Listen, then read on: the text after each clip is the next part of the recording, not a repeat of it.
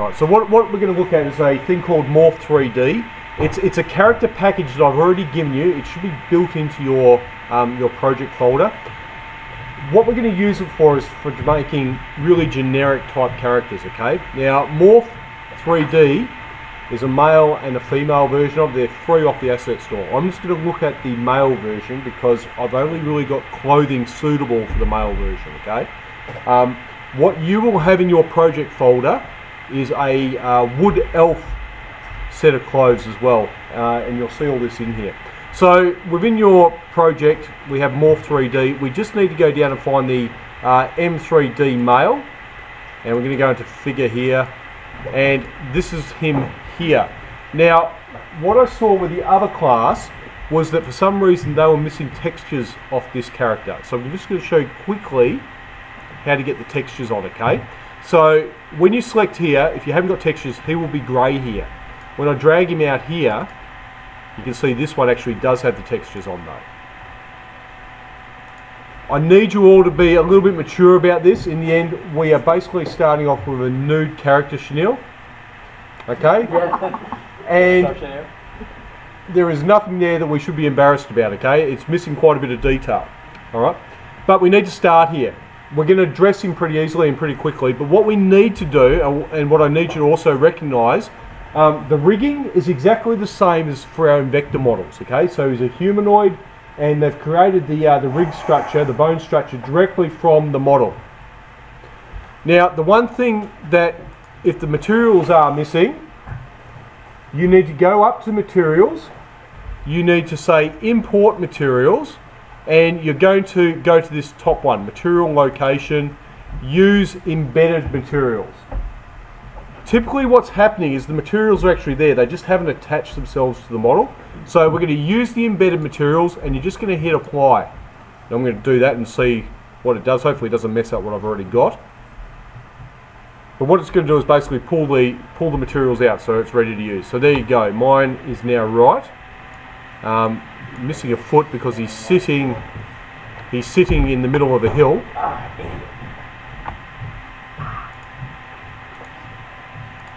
Okay, so that's him there. I'm going to delete him from, actually no, I'm going to leave him there. So he's in my scene, and what I have over in the inspector are all the controls for him. I'm going to expand this right out because there's quite a few long descriptions of what actually happens here.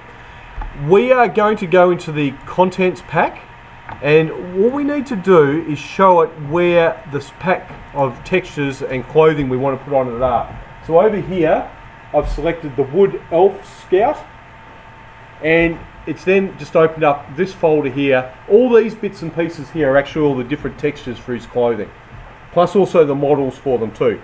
We don't need to actually go in and do anything manually here. All we need to do is show it where it is, where the clothing is, and then come back over to here and import selected from project claim, and it will dress him straight away. It basically pulls out all the models. They're all made for that particular model, so they will drop straight onto him. So that's this character here now. Is this going on YouTube? This could go on YouTube, yeah. It's that good. Wait, so could we have done this without like Volanda character? No. The Volanda is a different package. Okay, it's pretty much the way they sculpt that character is all sculpted into the model. It doesn't have all the different parts like this one does. So this one, all the clothing are actually separate models that dress on top of it. Now from here, guys, if I just click back on him, we have a whole heap of morphs that we can use on him. Can I suggest you only go to the group morphs though, and from here we can change body, age, all that sort of stuff. So for example, this character might be, to start off with, a 5-year-old child. Oh, so cute. Okay? It looks like, what's his name, carrying around and stuff? Yep, so we can make basically any type of figure from here. So we can have a 5-year-old child. If you wanted to do a dwarf character, you could definitely do that. You would just need to go through and pump up just his body. So his body size, body tone. So can you make his arms really long? You can play around with all that sort of stuff, Lee. Okay, so all you need to do is just play with the actual morphs, and you can basically make up whatever character you want. Let's assume I'm just going to go and leave it at that, okay? Now, we can also play around with textures. Can I recommend when you play around with textures, you actually import your own textures to do this? I'm just going to show you a real quick way of doing that. We might have a woolen weave texture that you want for the shirt, for example. So I'm just going to do a quick search for that. Images. Here's a whole heap of different ones here. Don't be too worried about the fact they're all different colors or whatever. Just pick one you know is going to sort of work. I'm going to download this, save the image.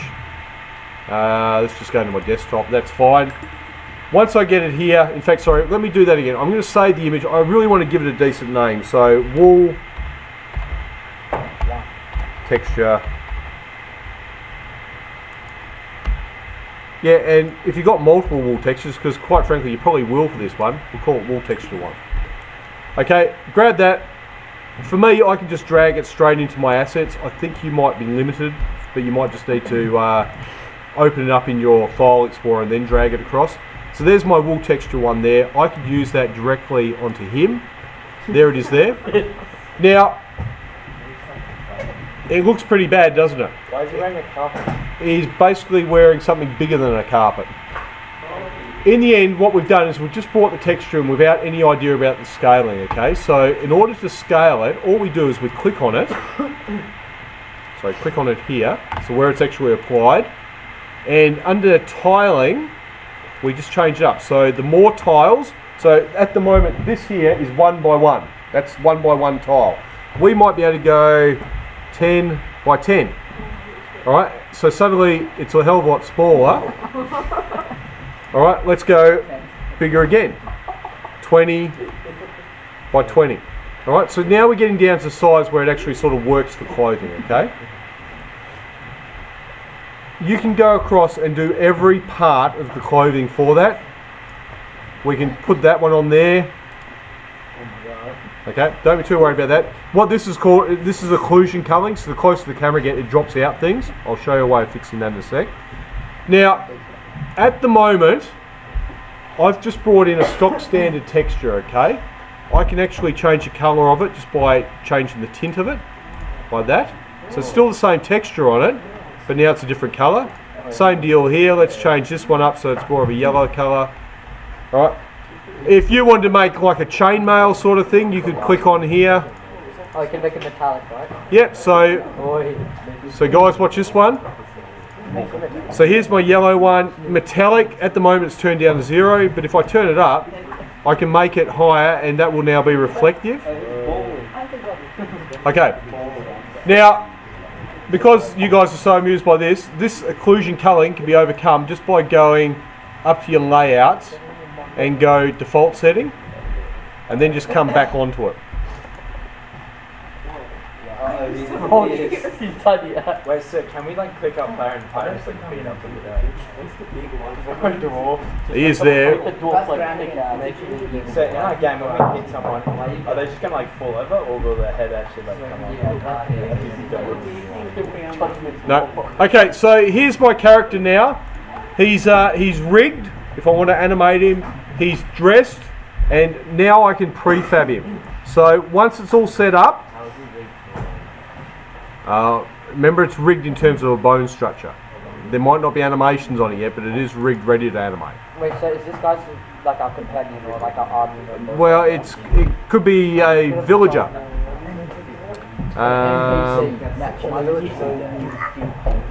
Okay, so what I recommend doing, guys, create a new folder, and we're going to call this new characters. And all I'm going to do is drag, actually before I drag him down, let's call him Zachary. Red Boy. Okay? Okay.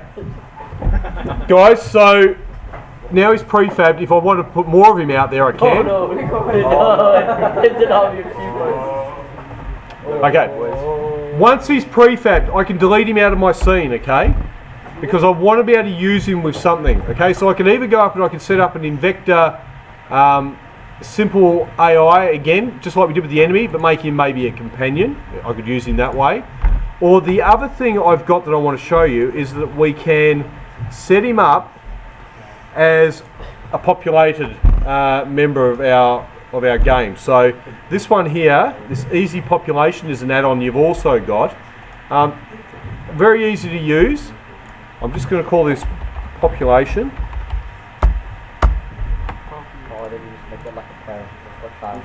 What I can actually do is I can fill out a whole village with prefabs. So the way it works is we use this, create a new empty, call it population, and then we add the population manager into it. The only thing this needs, apart from the actual models to do anything with it, it needs an anchor. It needs to know where you want this population created. So the green dot is just where it is in the scene. Okay, so we're going to populate around this area here. I'm going to put 10 kids in. Okay, I'm just going to do just the one because I've only got the one model made up. I can add him into this red boy. Okay, now what should happen at this point when I hit play, we should get 10 red boys in this area, okay? And because they are animated, or rigged at least, when I put them into here, they animate. Hey!